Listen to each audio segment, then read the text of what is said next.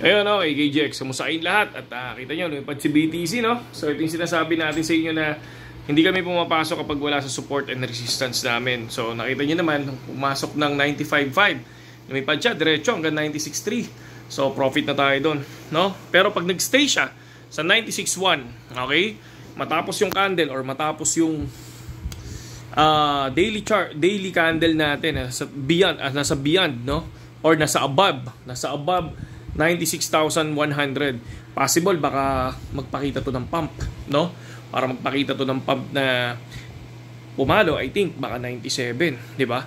So ngayon, ito yung trade natin ngayon, no? To, pakita ko sa inyo ha. Ito yung trade natin ngayon sa Ethereum at ibang altcoins. May negative pero kasama naman talaga yan. Pero kung titignan natin is halos positive, no? Maliliit lang, barya-barya lang yung ginagamit natin.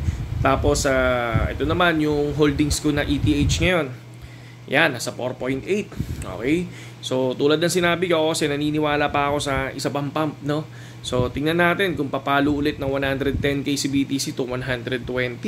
So, once na pumalo yan dyan, exit na ako sa Ethereum. Pero kapag happy na, exit na sa Ethereum kasi nasa ano na yung profit ko kay Ethereum? Nasa 80k na, no? Yung profit natin. So, pwede na yan mag-exit. Okay? So, yun lang naman, KJX, no? Sa mga gustong pumasok sa Telegram natin at gusto yung mga ganitong klaseng TA, no? Kung gusto nyo ng ganyan TA, pasok lang sa Telegram. Tapos sabay, dun lang tayo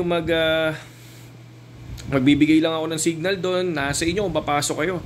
Nasa inyo kung tataasan yung leverage nyo. Pero ako lagi, nasa times 3, times 5, times 10 yung leverage natin. Pagdating dun sa mga tinita natin, medyo pagod tayo, medyo inaantok tayo ngayon at maaga tayo nagising kanina. Pero ngayon, ang gagawin lang natin, maghilamos lang ako, kakarating lang namin ng misis ko, gilamos lang ako, tapos ayun, papahinga na rin.